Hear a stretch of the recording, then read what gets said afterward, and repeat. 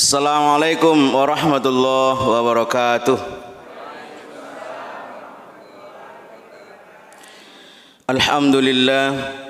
Alhamdulillahilladzi qad akhraja nataijal fikri li arbabil hija.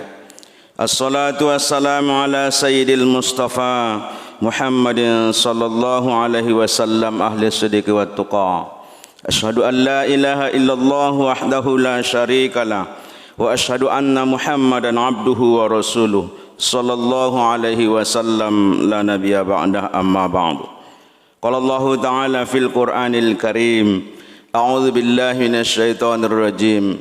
Ya ayyuhalladzina amanu kutiba alaikumus syiyam kama kutiba alal ladzina min qablikum la'allakum tattaqun. Shadaqallahul azim. Bersyukur kita kehadirat Allah Subhanahu wa taala atas limpahan nikmat karunia-Nya kepada kita bersama. Sehingga pada pagi hari ini kita masih sehat walafiat. Sejak bangun pagi sampai detik ini sudah banyak kegiatan yang kita lakukan. Bahkan kita mampu mengalahkan kesibukan kita. Kita sengaja datang ke masjid ini dalam rangka niat dan motivasi yang sama, yakni melaksanakan salat fardu subuh secara berjamaah. Salawat salam wa Rasulullah sallallahu alaihi wasallam dengan hantaran kata Allahumma salli ala Muhammad wa ala ali Muhammad. Bapak Ibu saudaraku yang dimuliakan Allah, pagi ini pada Ramadan yang keberapa Pak? 5, berarti Jumat malam tarawihnya. Kita masih bisa diberikan Allah untuk mampu melaksanakan ibadah qiyamul Ramadan, baik malamnya maupun siangnya kita berpuasa. Maka pada kesempatan ini pengurus menyampaikan kepada kita agar disampaikan materi pada kesempatan ini dengan judul bagaimana puasa yang benar menurut tinjauan fikih.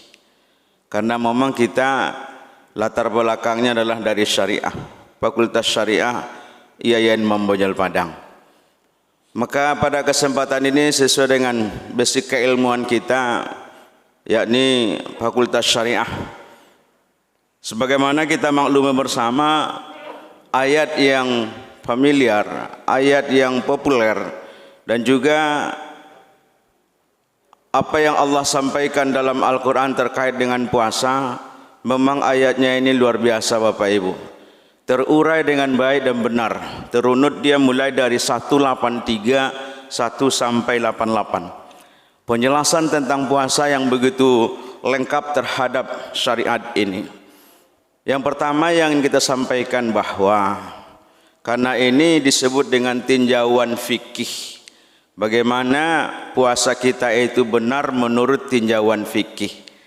Tentu kalau fikih itu adalah dalam kaidah usulnya nahnu nahkumu bizzawahir wallahu yatawallas sarair.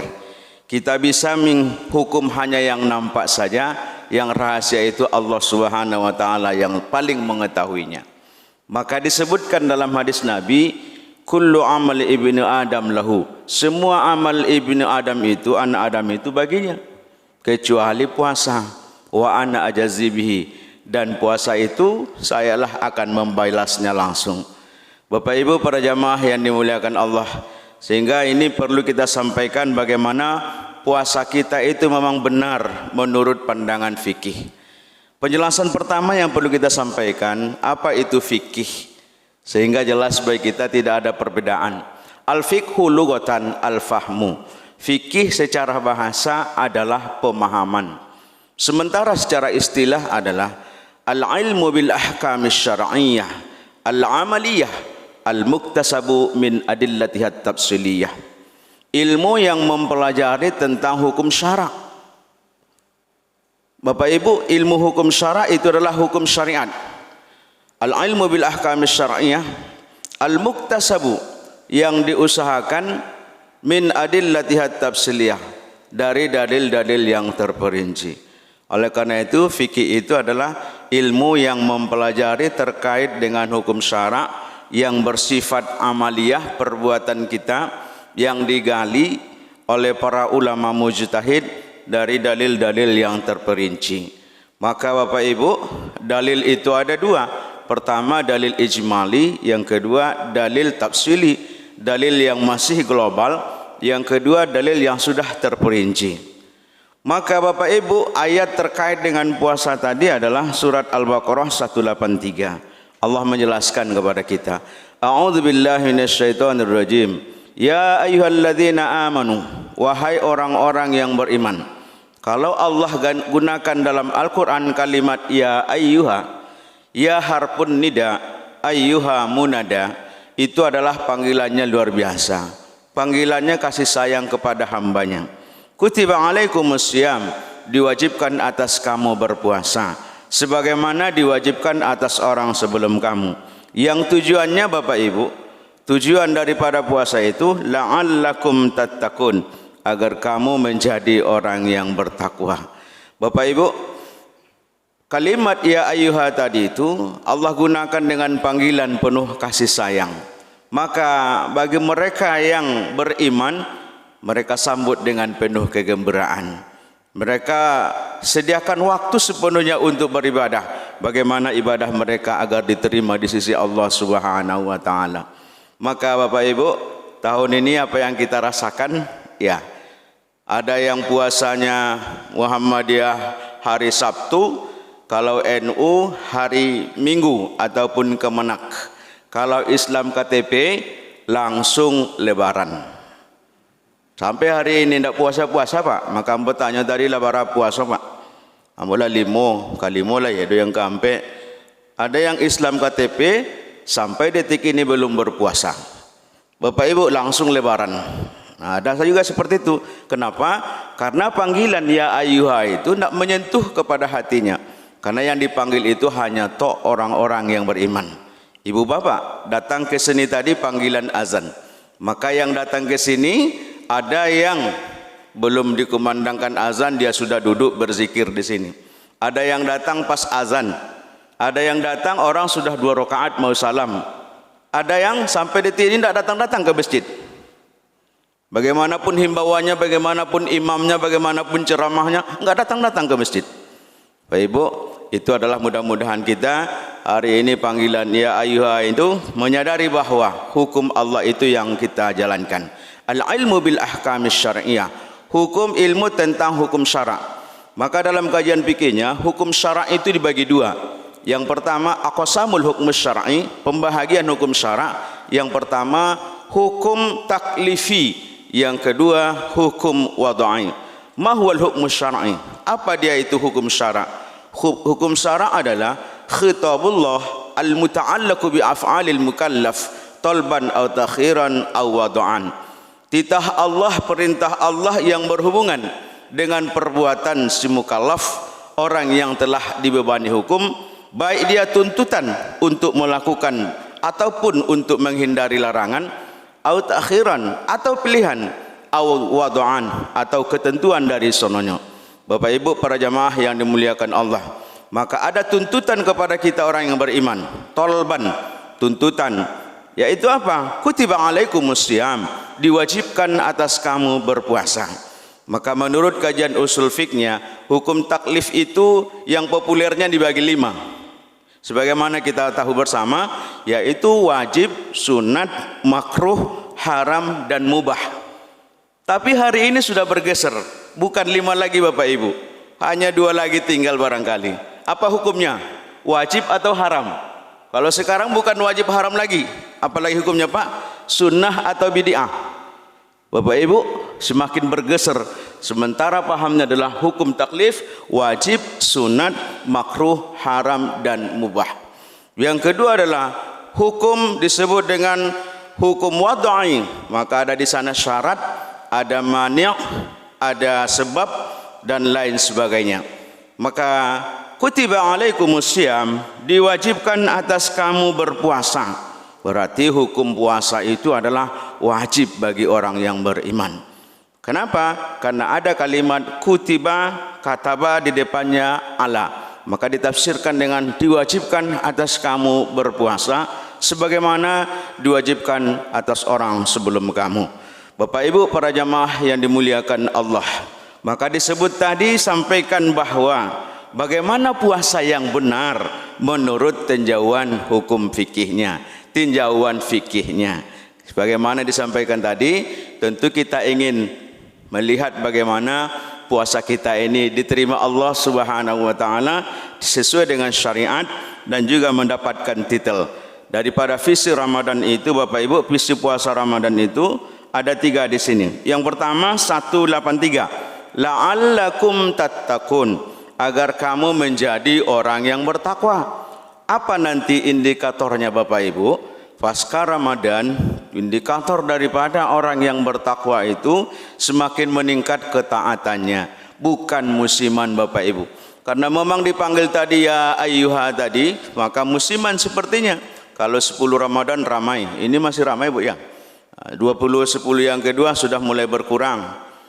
10 yang ketiga ya sudah mudik. Ya, mudik lagi bukan mencari maghfirah, pulang kampung. Bapak Ibu, la'allakum tattaqun, ketaatannya semakin bertambah. Yang kedua, pada 185, la'allakum tashkurun, agar kamu menjadi orang yang bersyukur, semakin dekat dengan Allah. La in syakartum la azidannakum. Yang ketiga, la'allahum yarshudun, agar kamu menjadi orang yang mendapatkan petunjuk. Bapak Ibu para jamaah yang dimuliakan Allah, bentuk tadi disampaikan kepada kita maqasid diwajibkan, tujuan daripada diwajibkan puasa itu adalah la'allakum tattaqun. Maka bagaimana puasa kita supaya menjadi puasa yang diterima Allah Subhanahu wa taala? Secara fikihnya sudah memenuhi syarat dan rukunnya. Kalau sudah terpenuhi syarat dan rukunnya, insya Allah tinggal lagi Bapak Ibu, nilai puasanya itu masing-masing kita berbeda. Karena kata Allah, wa ana ajazi bihi, dan saya akan membalasi untuk puasa mereka itu. Maka perlu kita sampaikan pada kesempatan ini, apa yang menjadi sebab ataupun syarat untuk wajib berpuasa. Syarat berpuasa itu adalah Islam, balik berakal. Maka Bapak Ibu, orang Islam seperti yang disebut tadi memang udkhulu fis-silmi kaffah. Islam yang sebenarnya Bapak Ibu masuk secara keseluruhan, bukan Islam KTP. Nah, kalau Islam KTP langsung lebaran sampai hari ini. Nah, lalu yang kedua Bapak Ibu, balik dewasa dan berakal. Maka orang gila disebutkan dalam hadis Nabi, rufi'al qalam an salasin, diangkat pena, diangkat kewajiban itu daripada 3 perkara. Maka bagi yang 3 ini tidak dikenakan kewajiban. Tidak wajib dia puasa Bapak Ibu. Tidak wajib dia untuk melaksanakan hukum syariat itu. Rufi'al qalam an salasin, diangkat pena daripada 3. Anis sobi hatta yahtalim, dari anak kecil sampai dia dewasa. Maka anak kecil belum wajib dia berpuasa, tetapi dia penuh dengan latihan dan latihan untuk bekalnya nanti Bapak Ibu. Wa anin naim hatta yastaiqaza, dan dari orang yang tidur sampai dia bangun, maka tidak ada kewajiban baginya untuk sholat kalau memang tidur sebenar-benar tidur. Yang ketiga, wa anil majnun hatta yaqila, seorang yang gila, orang gila tidak wajib baginya berpuasa sampai dia berakal sehat kembali. Pak Ibu, itu yang pertama disebut syaratnya. Tentu yang kedua sebabnya, likulli syai'un lahu sabab. Apa sebabnya kita tadi untuk bisa berpuasa?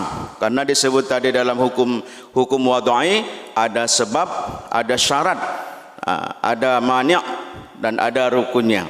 Maka sebabnya sudah kita ketahui bersama. Apa sebabnya? Yakni masuk bulan suci Ramadan. Faman syahida minkumus syahra falyasumhu. Kalau belum masuk bulan suci Ramadan, maka belum wajib berpuasa. Masuknya bulan suci Ramadan, maka di Indonesia Bapak Ibu inilah yang terjadi. Apa yang kita lihat, kita saksikan. Itu tidak masalah, tetapi jangan saling menghujah.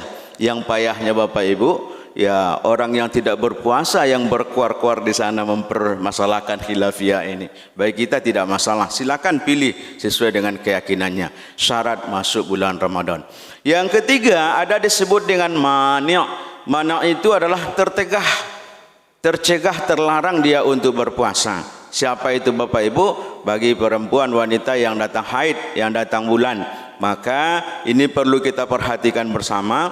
Andaikan dia berpuasa seharian, tetapi pas waktu mau berbuka jam 18:15, datang bulannya, maka mani itu terlarang dia berpuasa, batal puasanya yang sehari itu, karena itu bukan disengaja, datang secara alamiah.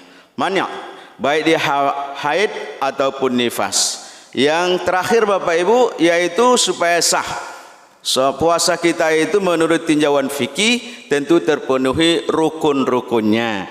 Maka rukunnya yang pertama disebut dengan an-niyah.